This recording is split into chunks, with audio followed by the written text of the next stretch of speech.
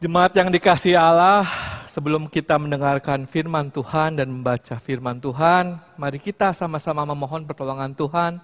Mari kita berdoa. Bapa yang baik, kami mengucap syukur di mana pada hari ini kami boleh datang kembali beribadah kepada Engkau. Dan Bapa, jika sebentar kami hendak mendengar firman-Mu, kiranya Engkau yang persiapkan setiap hati kami, kiranya Kau yang urapi hamba-Mu yang hendak menyampaikannya, biarlah apa yang dikatakannya seturut dengan kehendak-Mu, dan biarlah firman-Mu ini boleh dapat kami lakukan dalam kehidupan kami sehari lepas sehari.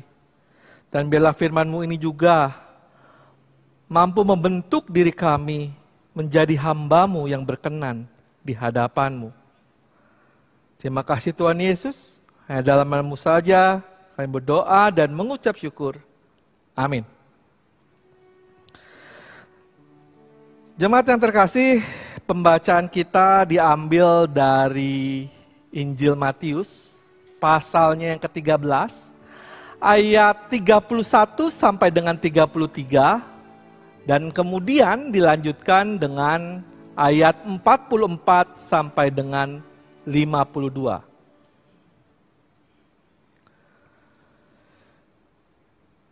Yesus membentangkan suatu perumpamaan lain kepada mereka, katanya, hal kerajaan sorga itu seumpama biji sesawi yang diambil dan ditaburkan orang di ladangnya.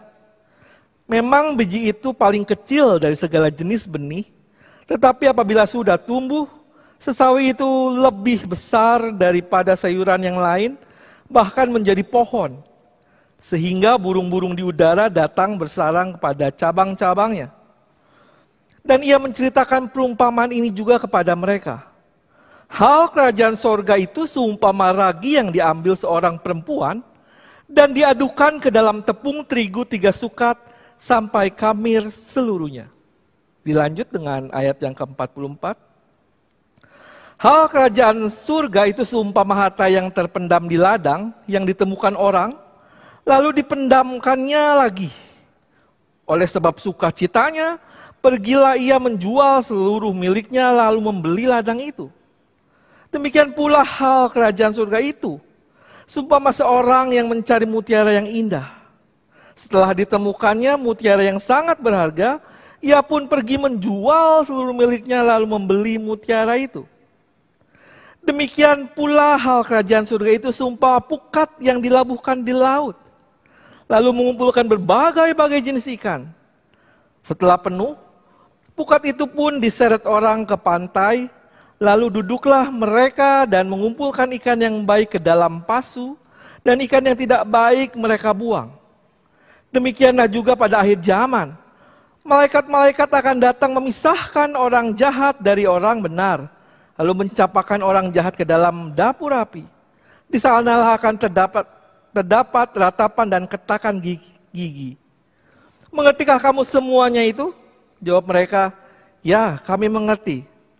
Maka berkata Yesus kepada mereka, karena itu setiap ahli Taurat yang menerima pelajaran dari hal kerajaan surga itu seumpama tuan rumah yang mengeluarkan harta yang baru dan yang lama dari perbendaharaannya. Demikianlah Injil Yesus Kristus. Berbahagialah setiap kita yang mendengarkannya, memeliharanya, serta melakukannya dalam kehidupan kita sehari lepas sehari. Haleluya.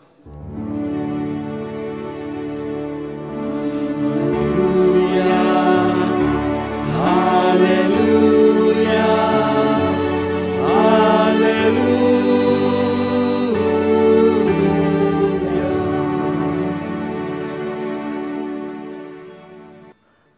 Jemaat terkasih, tema kita adalah hidup sebagai warga kerajaan sorga. Untuk memulainya, saya akan menceritakan sebuah cerita terlebih dahulu. Ada sebuah negara yang indah dan kemudian Udin ini dia memiliki kesempatan untuk menjadi warga negara tersebut. Namun tentu saja untuk menjadi seorang warga negara di sana memiliki aturan dan nilai-nilai yang harus dipatuhi oleh si Udin ini. Dan kemudian salah satu peraturannya adalah kamu jangan sampai mencelakakan warga di sana. Kalau kamu sampai 3 kali diadukan oleh warga di sana, maka kamu tidak diterima menjadi warga di sini dan kamu akan dikembalikan ke negara asalmu. Kemudian Udin menyetujuinya. Nah, hanya Udin ini sebetulnya memiliki satu masalah. Dia memiliki masalah tentang bau mulutnya. Dan ketika dia berinteraksi dengan orang-orang dan warga sekitar, akhirnya singkat cerita, sampailah warga ini mengadukan kepada pemerintah setempat dan mengatakan, wah ini orang ini bau sekali mulutnya. Sampai 2 kali. Tinggal 1 kali kesempatan Udin mempertahankan dirinya. Nah ceritanya tentu saja Udin ini ketika itu dia berpikir keras bagaimana supaya dia bisa tetap tinggal di negara yang indah ini. Gitu ya. Nah lalu karena dia tidak bisa keluar, dia takut dilaporkan karena bau mulutnya, kemudian dia tinggal di rumah saja. Tapi ketika dia tinggal di rumah saja, dia bingung. Ini negara begitu indah, memiliki pantai yang begitu indah, masa aku tidak bisa menikmatinya? Dan dia kemudian mencari cara bagaimana supaya dia bisa tetap keluar tapi tanpa mencelakakan orang-orang. Nah, ternyata dia ketika dia mencari sana ke sini, ternyata ada 1 orang yang memiliki masker. Nah, tentu saja Udin berniat untuk membeli masker ini karena untuk menahan bau mulutnya. Kemudian dia membeli, tapi orang ini menjual harganya sangat mahal. Wah, Udin berpikir keras, bagaimana nih? Beli nggak ya masker ini? Akhirnya dia membeli masker itu. Udahlah, nggak apa-apa harganya mahal, saya beli, yang penting saya bisa menikmati negara ini. Kemudian ketika dia bisa membeli masker ini, dia pergi tuh kemana-mana, ke pantai dia menikmati, wah dia bersuka cita sekali sambil memakai masker ini. Dan ngobrol dengan warga sekitar. Nah, tapi suatu ketika ada seorang wanita cantik yang datang menemui dia. Ketika dia sedang menikmati pemandangan pantai yang indah, ada seorang wanita mendekat. Kemudian wanita ini bertanya, wah Udin ini ketika melihat wanita cantik ini udah mulai grogi nih, mulai aduh deg-degan gitu ya. Terus kemudian namanya siapa? Kata si wanita tersebut. Udin kemudian berkata, karena dia itu pakai masker kan suaranya nggak jelas. Udin, gitu ya.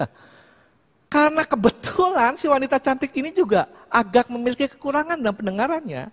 Sehingga dia berkata, hah siapa? Sardin. Bukan, Udin gitu ya. Oh apa? Udang. Karena kesal dia tidak bisa menahan emosinya.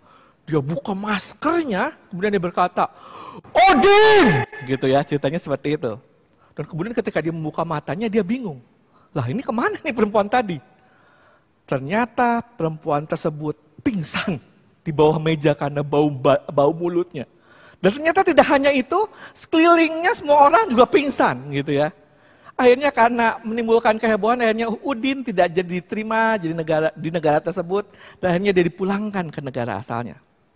Nah, saudara yang terkasih, berbicara tentang sebuah kerajaan atau sebuah pemerintahan tentu saja punya aturan. Demikian juga sebagai warga kerajaan surga. Tentu saja ada nilai-nilai yang dipakai. Nah, kita lihat sebetulnya apa sih maksudnya tadi saya menceritakan perumpamaan tersebut. Ya, tapi nanti kita lihat secara perlahan. Nah, kalau kita berbicara tentang kerajaan sorga, tentu saja itu adalah sebuah pemerintahan di mana Allah itu dia yang berkuasa. Dia yang menjadi pemimpin. Dia yang mengatur segala sesuatunya. Dan apa yang dijalankan, ya harus sesuai dengan kehendaknya. Dan tentu saja juga dalam kerajaan surga ya pastinya menggunakan nilai-nilai kerajaan Allah. Nah tentu saja kan kemudian akan menjadi pertanyaan, nah kalau kayak begitu kerajaan surga itu kapan nih waktu terwujudnya gitu ya. Kapan kerajaan surga itu ada ya. Nah pertama kerajaan surga terwujud jika Yesus berkuasa sebagai raja di dalam dunia seperti Raja Daud. Wah ini sebetulnya bukan suatu pernyataan yang salah gitu ya. Memang Yesus berkuasa sebagai raja. Tapi bukan seperti apa yang dipikirkan para murid-murid Yesus. Para murid Yesus memikirkan bahwa nanti nih Yesus akan menjadi raja yang pokoknya berkuasa, yang bisa melepaskan mereka dari penjajahan Romawi, dan akhirnya bisa menguasai seluruh dunia di situ. Tapi bukan seperti itu yang dimaksudkan oleh Yesus. Kerajaan surga, bukan kerajaan surga yang seperti itu. Kemudian ada lagi pemikiran bahwa, nanti Yesus ini akan datang kembali, datang kedua kalinya di akhir dunia ini. Yesus akan memerintah di kerajaan yang baru, di Yerusalem yang baru. Itu juga tidak salah. Ada di dalam Alkitab. Nah, tapi apakah kerajaan surga itu baru terwujud di masa yang akan datang? Nah, ternyata tidak. Kerajaan surga itu sebetulnya sudah dimulai ketika Yesus pun datang ke dalam dunia ini. Jadi secara simpel, secara sederhana, ketika kita menjadikan Tuhan berkuasa atas hidup kita, dan kita berusaha nih mencari apa yang menjadi kehendak Tuhan dan dalam menjalani kehidupan kita, terus kemudian kita menjalankan nilai-nilai kerajaan Allah dalam hidup kita.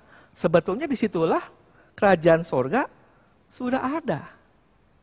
Nah, makanya kemudian kita perhatikan, Yesus mencoba menjelaskan melalui perumpamaan yang ada dalam Alkitab yang tadi telah kita baca. Ya, kita perhatikan. Nah, saya sempat berpikir gitu ya, ini kan perumpamaan yang Yesus pakai. Ini kan perumpamaan tentang situasi dan kondisi yang ada. Biji sesawi, gitu ya, ragi, harta terpendam, mutiara, dan pukat. Sesuai dengan kondisi bangsa Israel di sana. Sehingga mereka menjadi lebih mudah untuk memahaminya. Nah, saya mencoba membayangkan, kira-kira nih ya, misalnya kalau Yesus ada saat ini, dalam kondisi sekarang ini, nah kira-kira dia pakai perumpamaan apa? Kemudian saya teringat, mungkin dia akan memakai perumpamaan dengan masker. Nah, untuk lebih jelasnya nanti kita perhatikan dari perumpamaan yang ada dulu. Tentang biji sesawi dan ragi. Ya. Nah, biji sesawi dan ragi ini apa sih maksudnya? Kalau kita perhatikan bahwa biji sesawi, biji yang sangat biasa di sana, bentuknya sangat kecil gitu ya. Dan seringkali dipandang, apa sih ini kecil? Tapi ternyata dari biji yang kecil ini, dia bisa memiliki daya, dia bisa memiliki kekuatan, bahkan memiliki dampak yang baik, sehingga bisa dirasakan oleh makhluk hidup di sekelilingnya. Dari biji yang kecil ini kita bisa lihat di pohon itu, pohonnya menjadi begitu rindang, begitu besar, menjadi tempat untuk para burung bersarang, berteduh, bahkan mencari makanannya. Jadi sesuatu yang kecil, tapi memiliki daya yang besar, memiliki kekuatan yang besar, memiliki dampak yang baik. Demikian juga dengan ragi. Ragi itu sebetulnya dipakai misalnya kalau untuk adonan roti itu hanya sedikit. Tapi dia bisa membuat adonan roti itu menjadi mengembang. Dan memiliki dampak yang baik.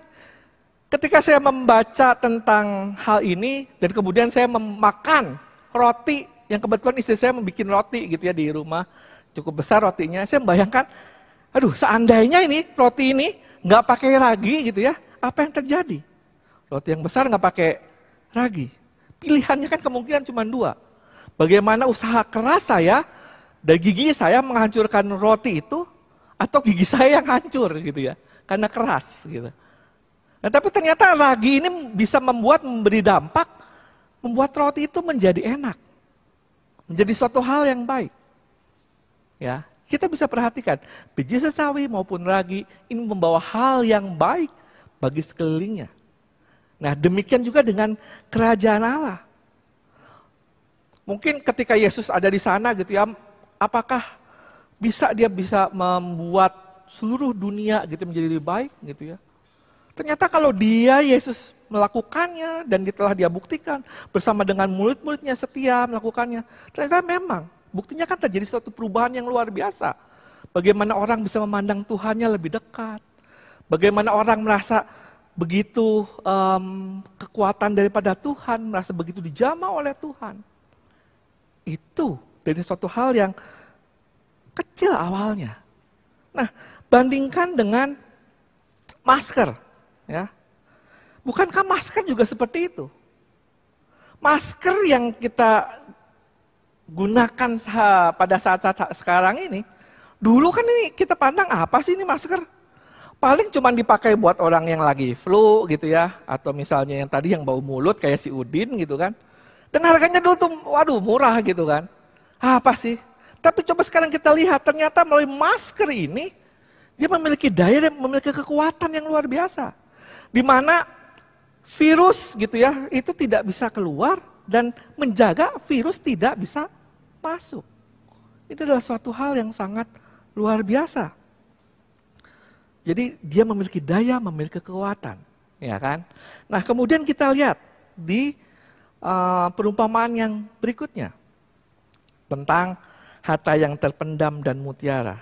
Nah di sini kan dikatakan bahwa, waduh, ketika ada seseorang melihat ada suatu harta yang terpendam, kemudian dia berusaha untuk mendapatkan tempat tersebut karena dia merasa sangat berharga. Kemudian juga mutiara yang indah. Dia bahkan rela untuk menjual apa yang dia milikinya untuk mendapatkan mutiara yang indah ini. Ini menggambarkan apa? Ini menggambarkan bahwa kerajaan Allah itu adalah sesuatu hal yang sangat berharga yang kita harus mencarinya dengan segenap hati kita. Lebih berharga daripada apapun yang ada dalam dunia ini. Gitu ya. Itu kerajaan surga ini adalah suatu hal yang besar. Nah seringkali dalam kehidupan kita, kenapa sih gitu ya? Kita sering tidak bisa menjadi manusia yang baik di hadapan Tuhan.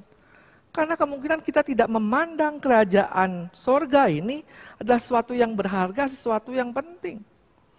Misalnya kita nggak usah jauh-jauh. Kalau kerajaan sorga itu berbicara tentang apa sih? Kalau dalam kitab Roma pasal yang 14 ayat 17, saya akan bacakan untuk kita semua. Dikatakan seperti ini.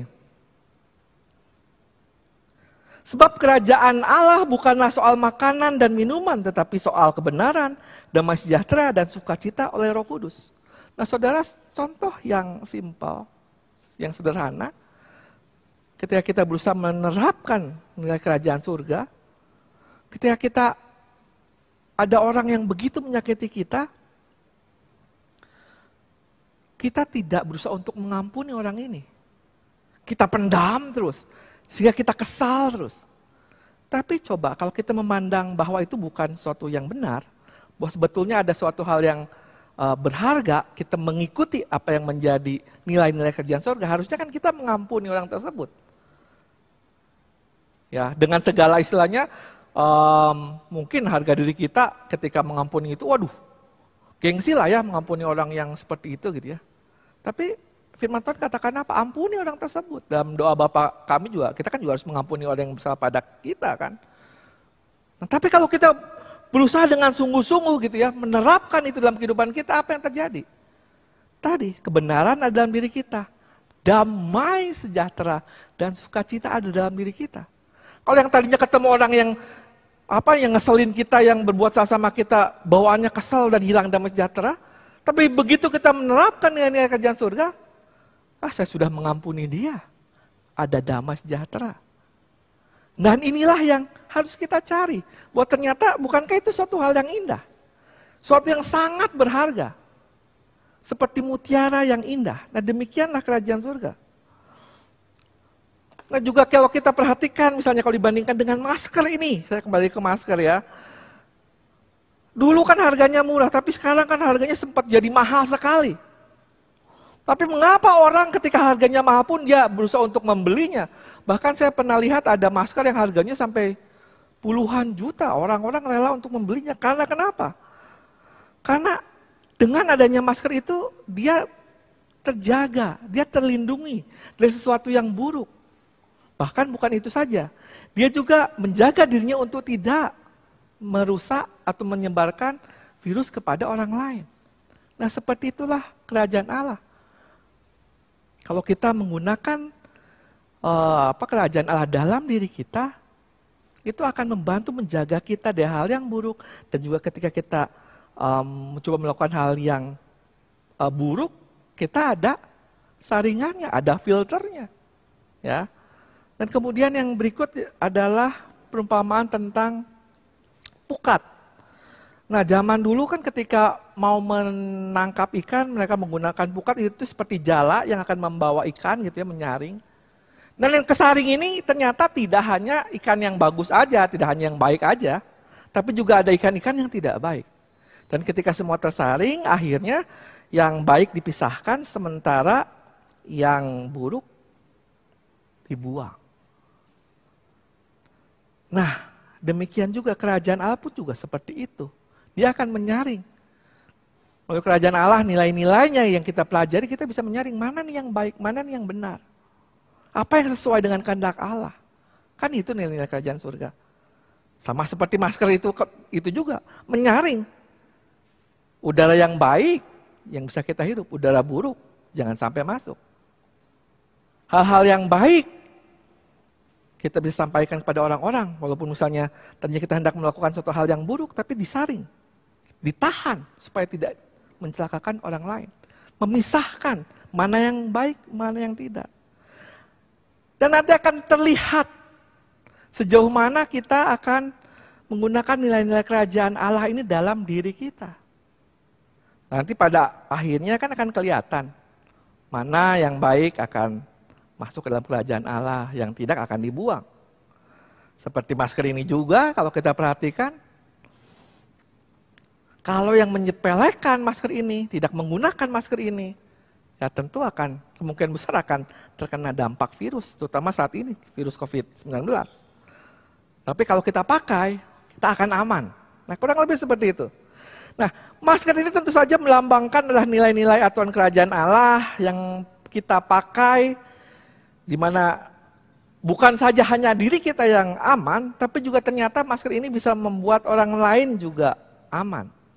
Ya seperti si Udin tadi kan, begitu dia lepas, membuat orang lain tidak aman gitu kan. Nah ini ibaratnya apa sih masker ini?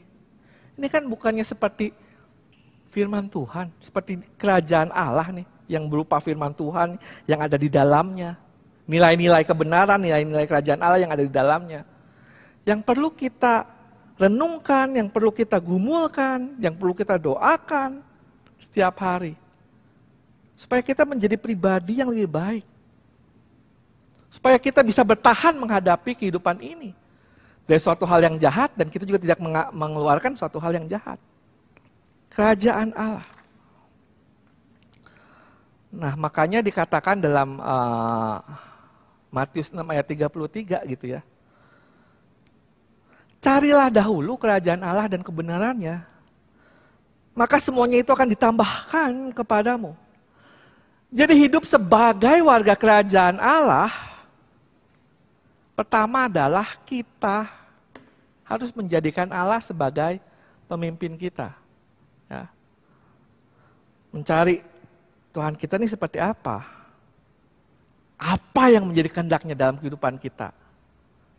Apa yang harus kita lakukan supaya kita bisa mencerminkan nilai-nilai kerajaan Allah dalam hidup kita? Nah, kenapa kita perlu melakukan itu semua? Karena supaya kita dipoles menjadi warga kerajaan Allah yang sejati, yang nilai-nilai kerajaan Allah itu boleh terpancar dalam kehidupan kita. Yang memberikan kekuatan dan berdaya guna supaya memberikan kehidupan bagi orang lain gitu ya, yang bukan menjadi racun bagi orang lain tapi memberikan kehidupan seperti biji sesawi tadi gitu ya, yang memberikan kehidupan bagi orang-orang sekitar kita. Nah, jadi sebetulnya cukup aneh apabila seseorang yang mengaku dirinya sebagai warga kerajaan Allah, yang mengaku sudah dibentuk oleh Tuhan, namun ternyata dia tidak memberikan dampak bagi lingkungan sekelilingnya. Jadi sebetulnya ketika kita hidup sebagai warga kerajaan Allah, sebetulnya itu mengalir kehidupan dari Allah melalui diri kita. Dan itu menjadi berkat buat orang lain. Nah, saudara yang terkasih, kalau kita hidup sebagai warga kerajaan Allah, apa sih hasilnya? Ya itu tadi, memberikan dampak yang baik bagi sekeliling kita. Sehingga akhirnya kita dikatakan layak untuk menjadi warga kerajaan surga. Nah seringkali kita layak menjadi warga kerajaan surga itu karena kita percaya kepada Yesus. Nah saudara-saudara, percaya kepada Yesus saja itu bukan berarti hanya di ucapan. Tapi juga kita perlu meresponinya. Ciri-ciri orang percaya itu seperti apa? Seperti misalnya kalau saya mengatakan, saya mencintai kamu gitu ya kepada istri saya. Tentu saja bukan hanya sekedar ucapan. Kalau hanya sekedar ucapan itu bukan cinta sesungguhnya. Tapi kan harus dibarengi dengan tindakan yang menunjukkan bahwa saya mencintai dia. Demikian juga dengan percaya kepada Tuhan. Harus disertai dengan tindakan. Yaitu tadi, menjadikan Tuhan sebagai pemimpin kita, mencari apa yang menjadi kehendaknya dalam kehidupan kita, dan jangan lupa melakukan nilai-nilai kerajaan Allah.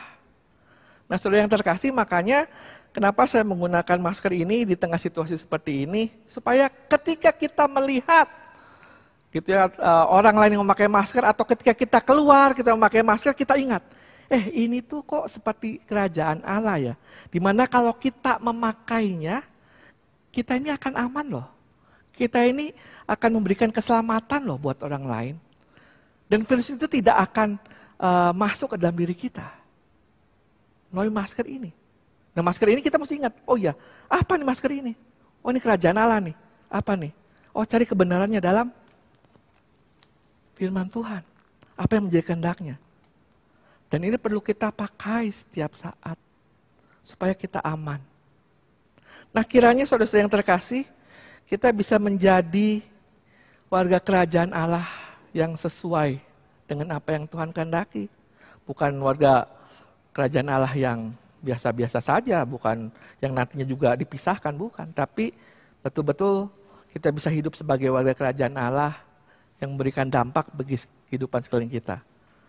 Kiranya Tuhan yang menuntun kita untuk hidup sebagai warga kerajaan sorga. Tuhan Yesus memberkati. Amin.